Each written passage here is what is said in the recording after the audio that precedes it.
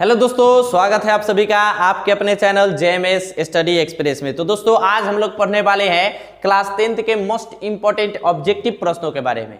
Class 10th के most important objective प्रश्नों के बारे में दोस्तों ये ऑब्जेक्टिव प्रश्न जो रहेंगे दोस्तों एग्जाम के नजर से बहुत ही मोस्ट इंपॉर्टेंट रहेंगे, क्योंकि एग्जाम में ज्यादातर यहीं से प्रश्न बनते हैं और इन सभी प्रश्नों को हम लोग क्या करेंगे, देखेंगे। दोस्तों ये हमारे इतिहास का अर्थव्यवस्था तथा आजीविका चैप्टर से लिया गया है। कहां से लिया गया है? अर्थव्यवस्था तथा आजीविका चैप्टर से लिया गया है। तो दोस्तों सबसे प्रथम प्रश्न जो है यह है, स्पिनिंग जेनी का आविष्कार कब हुआ? स्पिनिंग जेनी का आविष्कार कब हुआ? तो दोस्तों स्पिनिंग जेनी का आविष्कार 1765 ईस्वी में हुआ। कब हुआ? 1765 ईस्वी में। अब दोस्तों 1765 ईस्वी में स्पिनिंग जेनी का आविष्कार किसने किया? तो जेम्स हारग्रीव्ज ने। जेम्स हारग्रीव्ज ने 1765 ईस्वी में स्पिनिंग जेनी का आविष्कार किया। अब दोस्तों स्पिनिंग जेनी है क्या? तो स्पिनिंग जेनी जो है ये धागा काटने वाला मशीन है। धागा काटने वाला मशीन है। ये धागा कितना काटता था? तो दोस्तों एक साथ ये एक साथ 8 धागा काटता था। 8 धागा काटता था। तो यहां से दोस्तों जो ऑब्जेक्टिव प्रश्न बनते हैं वो आपके ऑब्जेक्टिव प्रश्न कुछ इस प्रकार से बनते हैं। प्रथम प्रश्न जो बनता है स्पिनिंग जेनी का आविष्कार किसने किया? तो स्पिनिंग जेनी का आविष्कार जेम्स हारग्रीव्ज ने किया। जेम्स हारग्रीव्ज ने किया। दूसरा प्रश्न क्या बनता है मेरे दोस्त कि जेम्स हारग्रीव्ज ने स्पिनिंग जेनी का आविष्कार कब किया? तो दोस्तों यहां से हम लोग देख पा रहे हैं कि आविष्कार 1765 ईस्वी में जेम्स हारग्रीव्ज ने स्पिनिंग जेनी का आविष्कार किया था। अब तीसरा प्रश्न क्या बनता है मेरे दोस्त कि स्पिनिंग जेनी कैसा यंत्र था, कैसा मशीन था? तो दोस्तों स्पिनिंग जेनी धागा काटने वाला मशीन था। कौन मशीन था? धागा काटने वाला मशीन था। यह एक साथ कई धागा काटता था? 8 गो धागा काटता था। स्पिनिंग जेनी का इतना आपका कहानी है जिससे आपको कहीं से भी प्रश्न पूछ सकता है। तो आपको ये सारा प्रश्न क्या करना है, करके जाना है। वहां पर एक को सवाल नहीं छोड़ना है, सारा सवाल का धजिया उड़ा देना है, धुआं मचा कराना है बिहार बोर्ड में। तो दोस्तों अब चलते हैं नेक्स्ट प्रश्न की ओर। सेफ्टी लैंप का आविष्कार किसने किया? सेफ्टी लैंप का आविष्कार किसने किया? तो दोस्तों सबसे पहले ये जान लीजिए कि सेफ्टी लैंप जो है ना, ये सेफ्टी लैंप जो है इसको डेबी का लैंप कहा जाता है। डेबी का लैंप कहा जाता है। डेबी का लैंप। दोस्तों सेफ्टी लैंप का नाम क्या हो गया? डेबी का लैंप। अब दोस्तों डेबी का जो लैंप था ये हम्फ्री डेबी ने इसका आविष्कार किया था। किसने आविष्कार किया था? हम्फ्री डेबी ने। और दोस्तों इसका जो आविष्कार था ये 1815 ईस्वी में हुआ था। कब हुआ था? 1815 ईस्वी में। अब आपको पूरा हम सारांश बता दे रहे हैं। तो दोस्तों सेफ्टी लैंप का आविष्कार हम्फ्री डेबी ने किया था। किसने किया था? हम्फ्री डेबी ने किया था। और दोस्तों हम्फ्री डेबी ने सेफ्टी लैंप का आविष्कार कब किया था? तो 1815 ईस्वी में किया था। कब किया था? 1815 ईस्वी में किया था। दोस्तों सेफ्टी लैंप का दूसरा नाम क्या था? डेबी का लैंप भी इसको कहा जाता था। क्या कहा जाता था? डेबी का लैंप कहा जाता था। मतलब कि डेबी ने जो लैंप बनाया था उसी लैंप को क्या कहते थे? सेफ्टी लैंप कहते थे। अब चलते हैं दोस्त नेक्स्ट प्रश्न की ओर। नेक्स्ट प्रश्न क्या है मेरे दोस्त? बंबई में सर्वप्रथम सूती कपड़ों के मिलों की स्थापना कब हुई? बंबई में सर्वप्रथम सूती कपड़ों के मिलों की स्थापना कब हुई? तो दोस्तों बंबई में सर्वप्रथम सूती कपड़ों का जो मिल था वो 1854 ईस्वी में इसका स्थापना हुआ था। कब हुआ था? 1854 ईस्वी में। अब दोस्तों इसका जो डेट था ये 22 फरवरी 1854 ईस्वी में इसका क्या हुआ था? स्थापना हुआ था। क्या हुआ था? स्थापना हुआ था। अब दोस्तों इसमें जो स्थापना था ये स्थापना कराया किसने था? तो दोस्तों इसकी स्थापना जो थी नाना भाई डाबर नाना भाई डाबर ने कराई थी। दोस्तों 22 फरवरी 1854 ईस्वी में मुंबई में सर्वप्रथम सूती कपड़ों के मिलों की स्थापना नाना भाई डाबर ने कराई थी। किसने कराई थी? नाना भाई डाबर ने कराई थी। और कब कराई थी? तो 22 फरवरी 1854 ईस्वी को कराई थी। तो दोस्तों यहां से हम लोग कितने सारे ऑब्जेक्टिव प्रश्नों को देखेंगे, ये ध्यान दीजिए। सर्वप्रथम सूती कपड़ों के मिलों की स्थापना किसने कराई? तो नाना भाई डाबर ने। नाना भाई डाबर ने किस तिथि को कराई? तो 14 फरवरी 1854 ईस्वी को कराई। चलते हैं दोस्तों नेक्स्ट प्रश्न की ओर। नेक्स्ट प्रश्न क्या है मेरे दोस्त? 1917 ईस्वी में भारत में पहला जूट मिल किस शहर में स्थापित हुआ? 1917 ईस्वी में भारत में पहला जूट मिल किस शहर में स्थापित हुआ? तो दोस्तों 1917 ईस्वी में भारत में पहला जूट मिल कोलकाता में स्थापित हुआ। कहां स्थापित हुआ? कोलकाता में स्थापित हुआ। दोस्तों इसको समझते हैं विशेष ढंग से। तो एक सेठ थे, सेठ हकमचंद। हकमचंद दोस्तों ये सेठ हकमचंद मरवाड़ी थे। क्या थे? मरवाड़ी। ये बेचारे मरवाड़ी थे। और ये मरवाड़ी बेचारा क्या बेचता था? चीनी बेचता था। चीनी बेचता था और चीनी बेच करके क्या किया? धन इकट्ठा किया। धन इकट्ठा किया। अब जब चीनी बेचकर धन इकट्ठा कर लिया तो बहुत अधिक धन हो जाने से इन्होंने कलकत्ता में 1917 ईस्वी में प्रथम जूट मिल क्या किया? स्थापित कर दिया। क्या किया? प्रथम जूट मिल स्थापित कर दिया। अब चलते हैं दोस्त नेक्स्ट प्रश्न की ओर। नेक्स्ट प्रश्न क्या है मेरे दोस्त? भारत में कोयला उद्योगी का आरंभ कब हुआ?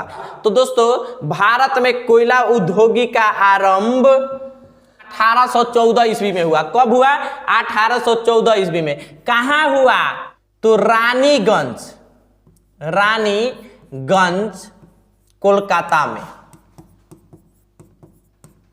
कोलकाता में। दोस्तों यहां से प्रश्न आएगा भारत में कोयला उद्योगी का आरंभ कब हुआ? तो भारत में कोयला उद्योगी का आरंभ 1814 ईस्वी में हुआ। अब यहां से पूछा जाए कि भारत में कोयला उद्योगी का आरंभ किस शहर में हुआ? तो रानीगंज कोलकाता में हुआ। कहां हुआ? रानीगंज कोलकाता। रानीगंज कहां है मेरे दोस्त? तो कोलकाता में है। तो कोलकाता में रानीगंज शहर में क्या हुआ? इसका स्थापना हुआ, यह प्रारंभ हुआ। अब चलते हैं दोस्त नेक्स्ट प्रश्न की ओर। नेक्स्ट प्रश्न क्या है मेरे दोस्त? जमशेदजी टाटा ने Tata iron and steel company की स्थापना कब की? जमशेदजी टाटा ने Tata iron and steel company की स्थापना कब की? तो दोस्तों ये प्रश्न जो है ये हम लोगों से पूछा है। तो दोस्तों यहां जो बात है 1907 ईस्वी में जमशेदजी टाटा ने Tata iron and steel company की स्थापना की। अब दोस्तों 1912 ईस्वी जो है ना, 1912 ईस्वी में यहां से उत्पादन शुरू हो गया। उत्पाद शुरू हो गया। तो अगर आपसे सवाल इस प्रकार से पूछता है कि Tata iron and steel company में से उत्पादन कब शुरू हो गया? तो दोस्तों उत्पाद कब शुरू हुआ? यहां से देख लीजिए 1912 ईस्वी से उत्पाद शुरू हो गया। अगर आपसे इस तरह का सवाल पूछे कि जमशेदजी टाटा ने Tata iron and steel company की स्थापना कब की? तो दोस्तों 1907 ईस्वी में। कब के? 1907 ईस्वी में। अब चलते हैं दोस्त नेक्स्ट प्रश्न की ओर। नेक्स्ट प्रश्न क्या है मेरे दोस्त? भारत में Tata hydro electric power station की स्थापना कब हुई? भारत में Tata hydro electric power station की स्थापना कब हुई? तो मेरे दोस्त भारत में Tata hydro electric power station की स्थापना 1910 ईस्वी में हुई। कब हुई? 1910 ईस्वी में। अब चलते हैं दोस्त नेक्स्ट प्रश्न की ओर। नेक्स्ट प्रश्न क्या है मेरे दोस्त? इंग्लैंड में सभी स्त्री एवं पुरुषों को वयस्क मताधिकार कब प्राप्त हुआ? कब प्राप्त हुआ? तो दोस्तों 1918 ईस्वी में।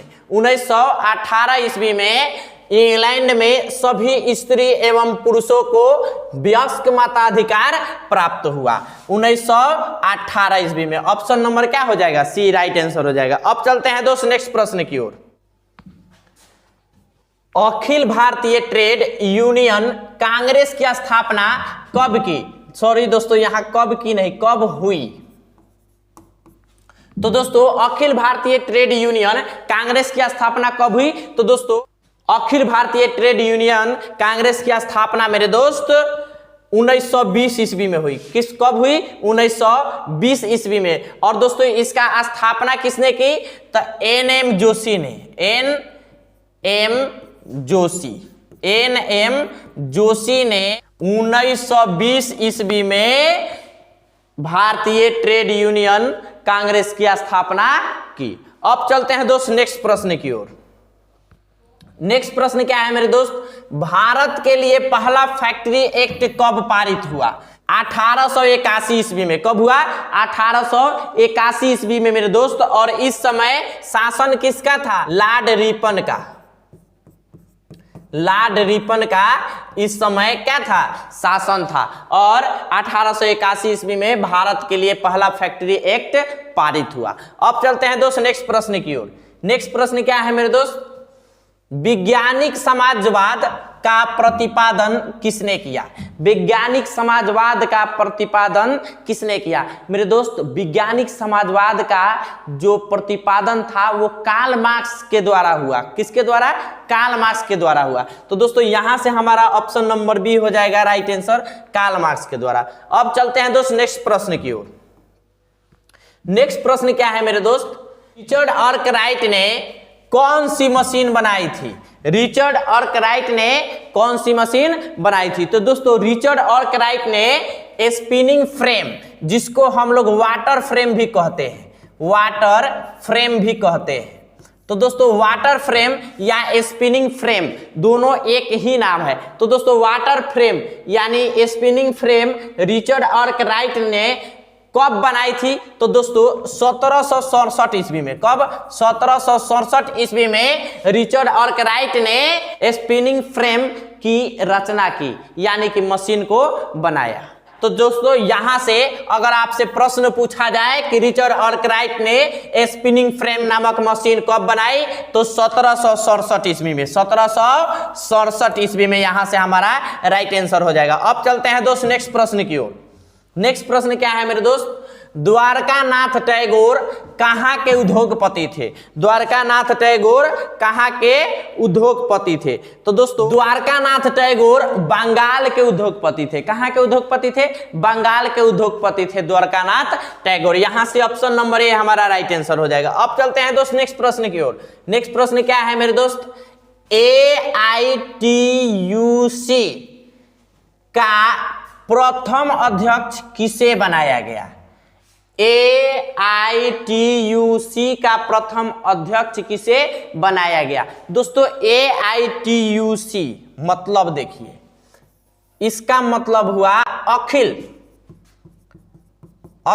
भारतीय ट्रेड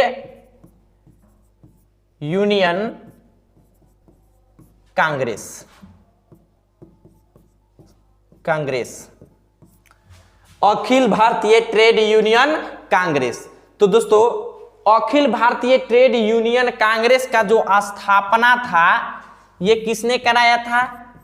एन.एम. जोशी ने। अब दोस्तों ये कब हुआ था? तो 1920 ईस्वी में। कब हुआ था? 1920 ईस्वी में। तो दोस्तों कह रहा है कि इसका जो अध्यक्ष थे, प्रथम अध्यक्ष थे, वो कौन थे? तो इसका प्रथम अध्यक्ष जो थे मेरे दोस्त लाला लाजपत राय थे। कौन थे? Lala Lajpat Rai. All India Trade Union and Congress की अध्यक्षता किसने की सर्वप्रथम? तो दोस्तों लाला लाजपत राय ने की थी। किसने की थी? लाला लाजपत राय ने की थी। यहां से हमारा option number B right answer हो जाएगा। अब चलते हैं दोस्त नेक्स्ट प्रश्न की ओर। नेक्स्ट प्रश्न क्या है मेरे दोस्त? अंतरराष्ट्रीय श्रमिक संगठन की स्थापना किस वर्ष हुई? तो दोस्तों 1919 ईस्वी में हुई। कब हुई? 1919 ईस्वी में। और दोस्तों 1919 ईस्वी में ही वर्साइल की संधि हुई थी।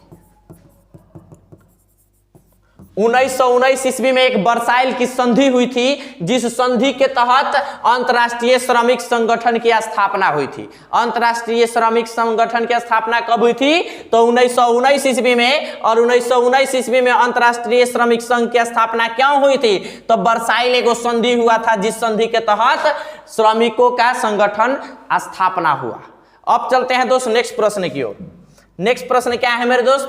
राउरकेला लोहा एंड इस्पात उद्योग है। राउरकेला लोहा इस्पात उद्योग है कहाँ? तो दोस्तों ये उद्योग जो है मेरे दोस्त, ये उड़ीसा में है। कहाँ है?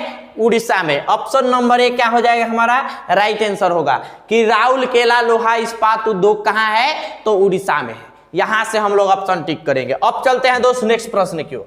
नेक्स्ट प्रश्न क्या है मेरे दोस्त? वाष्प चालित रेल इंजन का आविष्कार किसने किया था? वाष्प चलित रेल इंजन का आविष्कार किसने किया था? तो मेरे दोस्त वाष्प चलित रेल इंजन का आविष्कार जेम्स वाट ने किया था। किसने किया था? जेम्स वाट ने किया था। यहां से हमारा ऑप्शन नंबर बी क्या हो जाएगा? राइट आंसर हो जाएगा। अब चलते हैं दोस्त नेक्स्ट प्रश्न की ओर। नेक्स्ट प्रश्न क्या है मेरे दोस्त? बोकारो इस्पात संयंत्र किस देश के सहयोग से खोला गया है? बोकारो इस्पात संयंत्र किस देश के सहयोग से खोला गया है? तो मेरे दोस्त ये सोवियत संघ।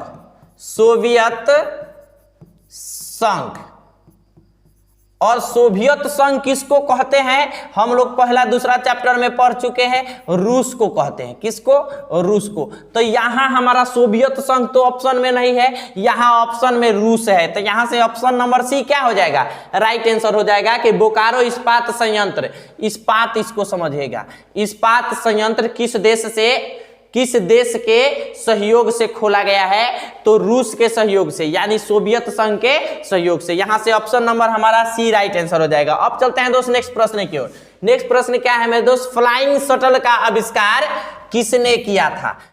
तो दोस्तों यहां से जॉन के फ्लाइंग शटल का आविष्कार किसने किया था? तो ऑप्शन नंबर सी हो जाएगा, जॉन के ने फ्लाइंग शटल का आविष्कार किया था। अब चलते हैं दोस्त नेक्स्ट प्रश्न की ओर। नेक्स्ट प्रश्न क्या है मेरे दोस्त? पावर लूम का आविष्कार किसने किया? तो दोस्तों पावर लूम का आविष्कार किसने किया? तो पावर लूम का आविष्कार 1733 ईस्वी में जॉन के ने किया था। किसने किया था? जॉन के ने किया था। तो यहां से हमारा राइट आंसर हो जाएगा जॉन के ने। अब दोस्तों जॉन के ने पावर लूम का आविष्कार कब किया था? तो 1733 ईस्वी में। कब किया था? 1733 ईस्वी में। यहां से हमारा राइट आंसर हो जाएगा जॉन के ने पावर लूम का आविष्कार किया था। ऑप्शन नंबर बी हो जाएगा। अब चलते हैं दोस्त नेक्स्ट प्रश्न की ओर। नेक्स्ट प्रश्न क्या है मेरे दोस्त?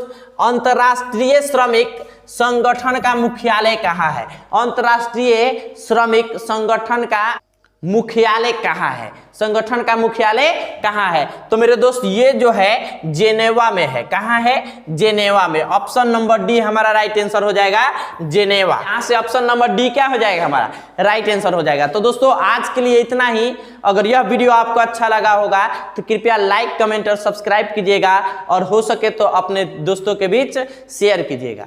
तो मिलते हैं दोस्त अगले वीडियो में, तब तक के लिए